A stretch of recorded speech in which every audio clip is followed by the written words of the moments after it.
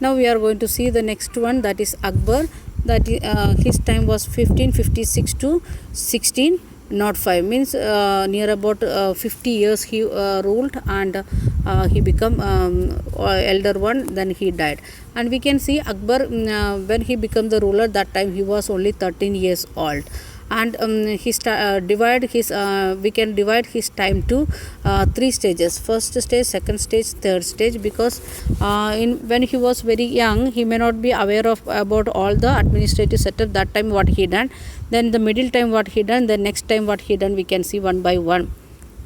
And first time we can see first side 1556 to 1570, Akbar become independent of the regent Bayram Khan and other members of his domestic staff. He was under the custody of Khan, and he become the independent ruler. Slowly he is becoming independent ruler. And military campaigns, he started many military campaigns launched against the Suris as well as other Afghan kings, because Babur, his grandfather, only brought some of the Afghan kings here, and he Akbar fighting against them. And the other neighboring kingdoms, that is Malwa and Gondwana, that is Malwa, it is there in Gujarat area, and Gondwana, it is in part of Bihar, Orissa, that side, and suppressed the revolt of his half brother Misra Hakim. And means the rulers, the Mughal kings, they divide their kingdom into different groups, means different provinces, and each part was given under the leadership of one by one brothers. And even his brother had half brother got some area, and he suppressed his half brother and his revolt also. Means knowingly or unknowingly, they will feel like that they also want to become king, so they will fight against the emperor who is becoming emperor. And Uzbeks also fighting, Uzbeks who is coming from China, who came from China, Akbar also fight with them. Then 1568, Sisodia capital of Chittor was seized, and 1569 Ranthambore also he captured. Means the Chittor, that is not the Andhra Chittor, it is in border of Madhya Pradesh and Gujarat, that area one Chittor is there, and he is capturing one by one area. Then second period, it is 1570 to 1585, next 15 years. Military campaigns in Gujarat, he is starting military campaigns. Already he got Chittor area, and he came to Malwa area also. So we can see that he is starting his military campaign in Gujarat area. At the same time, we can see in the east side Bihar side and Bengal side, even Orissa, that is the area of what we can say Gondwana. In both areas, he is starting his military campaigns. These campaigns were complicated by 1579 to 1580, and revolt is support to Misra Khan. The people, where he made his army, there Misra Khan Hakim got maximum support from his own soldiers. Then last he is that army group becoming more complicated in Bihar area, especially Bihar Bengal area, that is in 1579 to 80. The next stage we can see is 1585 to 1565. 1605, that is the period last time 20 years of his life. Expansion of Akbar's empire, and different campaigns launched in northwest side, and means if you are thinking like that, it is reaching to the Pakistan side also. Then Kandahar was seized from Safavids, that is who helped his father Humayun, and Kashmir was annexed. Means he is reaching to the northern part of India. And Kabul, after the death of Misra Hakim, he is capturing that Kabul area also. That was under his step brother, half brother. And campaigns in the Deccan started, and Berar Berar and Khandesh, means this is the part of Maharashtra, and part of Ahmednagar was annexed, that also part of Maharashtra. And these three parts of Maharashtra he annexed, means reached the Pune, up to Pune he reached, means who? Akbar, means he is touching Jammu Kashmir to Ahmednagar, part of ending part of Maharashtra, up to that area he is reaching. That is the three stages of his life, means life, and how he defeating with the help of military. And we can see his photo also, he is like a wise person, not like a Humayun or Babur, like that. Okay, let us move. Next one, Jahangir, that is the son of Akbar, and his time was 1605 to 1627. And military campaigns started by Akbar continued. He is continuing the same military what his father made. And Sisodia rulers of Mewar and Amar Singh accepted his Mughal services. The other kings, nearby kings, they started to accept the service of Mughals.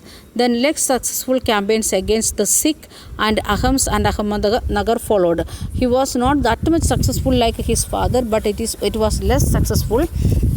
He is continuing the military campaign, that first against the Sikh people in Punjab area, and Ahams, that is in that we will study in textbook again in coming lessons. Then Ahmednagar, that is the part of Maharashtra, and he was not that much powerful. Then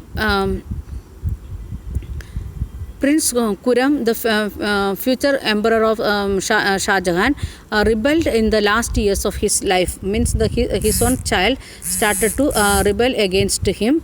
And the effort of the Noor Jahan, Jahangir's wife, to marginalize him was unsuccessful, because his own wife, Jahangir's wife, was supporting, means that is the Shah Jahan's mother was supporting Shah Jahan much. That's why he become little bit unsuccessful in his life, especially in the end of his life and ending time. We can see, and if you are reading the history books, we can see how they are fighting with their own fathers and brothers, like that. They feeling no one want to fight with our own enemies like this. That was the condition when we are thinking about the Mughal kings. The next one it is Shah Jahan, that we are very familiar about Taj Mahal and other things, so no need to explain that much. I think that his time was 1627 to 1658, near about 25 years he ruled here in India. Then Mughal campaigns continued, means military campaigns they are continuing and reaching to Deccan area, means reaching to the down part of Maharashtra, even to Karnataka. Then Afghan nobles Khan Jahan Lodi rebelled and defeated again. The Afghan kings, they are coming and fighting with him, means in the Kabul area what already his father made under him. And campaigns were launched against the Ahmednagar was another one king was there, against them also they are fighting. And Bundelas was defeated, and Orcha seized the different areas there. His means small kings was there, not this big kings, but the small area, like the one regional kings, like that we can say, like that kings was kings defeated by Shah Jahan defeated them and taking one by one place. And he is going to northwest side also, that is Balk from the Uzbeks, that is the China kings, and was unsuccessful, and Kandahar was lost in, to the Safavidis, and where he got his father's taken some places he lost because he was not that much successful. And we can see when we are going to Agra area, we can see what all things they made. Even Akbar not made that much big buildings, but Shah Jahan and his coming generation, or in between some of the kings what they done, we can see we can see that buildings still it is there. Then 1632 Ahmednagar was finally annexed, and Bijapur, that is force sued for peace. The Bijapur area, that is Karnataka area, they came and asked for peace. and 1655 and 58 was conflict over succession amongst the Shah Jahan's sons. Means the sons of Shah Jahan, they are fighting each other.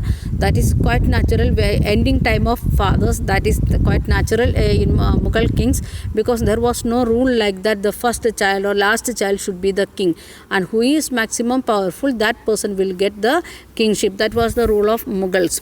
Then Aurangzeb was victorious among his children, and his three brothers, including Dara Shukok, were killed. Aurangzeb is killing his own brothers, and he is becoming victorious, and he is getting rule in his hand. Shah Jahan was imprisoned for rest of his life in Agra, even though his ending time it is 1658, but near about half year he was under in the prison, even his means under the leadership of Aurangzeb. And Aurangzeb is the last famous ruler, that is 1658 to 1707. And his period also we can divide into two, first period and second period. Okay, first one in the east.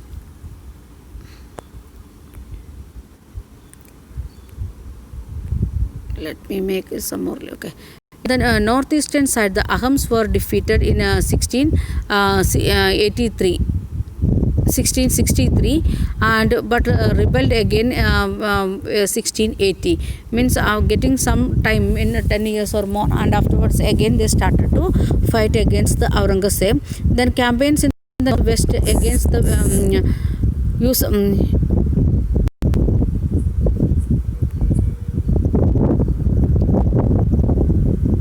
Yusuf Fasi and the Sikhs were temporarily successful. For means he is fighting with other some kings in the northwest side, in Punjab, Haryana side. That also was successful for some time.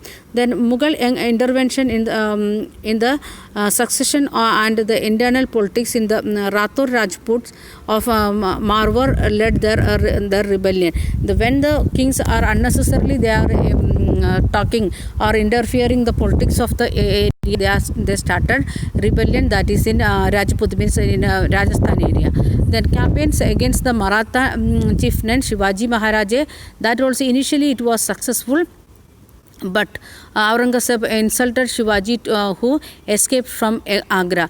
Means Shivaji Maharaj also very powerful. He reached up to Delhi. He captured Delhi also once. And when Aurangzeb started to insult him, and that's why again he is going and attacking him, and he is becoming successful after that, and declared himself as independent king, and resumed his campaign against Mughal. When he went away, when he lost his power in Agra region, he went and made his military and made himself as a independent king, and against fight against the Mughals. And Prince Akbar rebelled against Aurangzeb, means his own son, received support from the Marathas with the help of one of the Mughal king, that is Prince Akbar. He is fighting with his own father with the help of Marathas, and Deccan Sultanate. There are another two kings, not only one, Marathas as well as Deccan Sultanate. Both of them are helping Prince Akbar. And finally he fled to Safavids, Iran. Means he went Aurangzeb went back to his own father's place, that is in Iran. And next part it is we can see, after Akbar's rebellion, Aurangzeb sent armies against the Deccan Sultan. Means when the Prince Akbar was become little bit quiet, that time again Akbar Aurangzeb sending his army to fight with the Deccan Sultanate, and Bijapur was annexed. Bijapur, that is in Karnataka area, near to Gulbarga area. We can I will show that one in the map, and it is there in the textbook, we can see. And that annexed in 1685, and Golconda, that is 1687, that is part of Maharashtra. And 1698 Aurangzeb personally managed campaigns the Deccan against the Marathas. Means Shivaji Maharaj and his family was very powerful, so it was very difficult to fight against them. So they started guerrilla war against the Marathas. That also with the help of Deccan Sultanate. Then Aurangzeb Sahib also had to face in the North India of Sikh, Jats and Satnamis.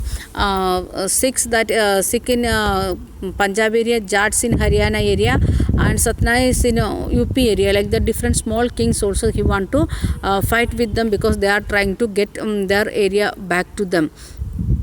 In the northeast side of Ahams, again it is going to the northeast side of Assam and Arunachal Pradesh.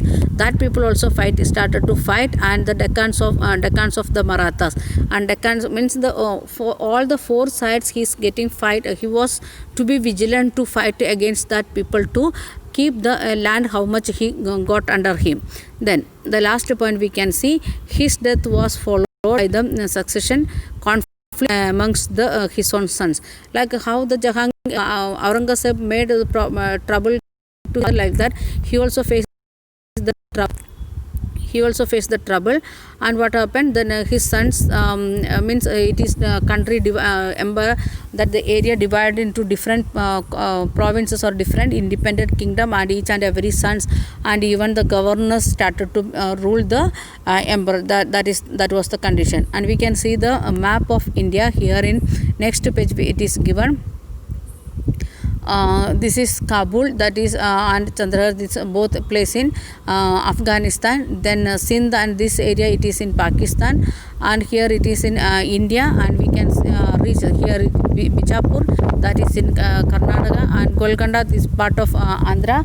Then we can see Ahmedabad, that is Maharashtra, Beirut, that in Maharashtra, and Malwa it is border of Madhya Pradesh and Gujarat, and Chittoor, that also Malwa in Madhya Pradesh, Chittoor is the border of Gujarat and Madhya Pradesh, and like Gondwana, that is the part of middle point, we can say like that. Bihar, Orissa, West Bengal, like that region, it is the joint part, and in each and every area there the Mughal kings was ruling. So we want to study this map also, means place name and some year also given when they got under them, like the years also given. So you can study with place name plus that years, then you can remember it very easily, and in exam time also it will be helpful. Thank you.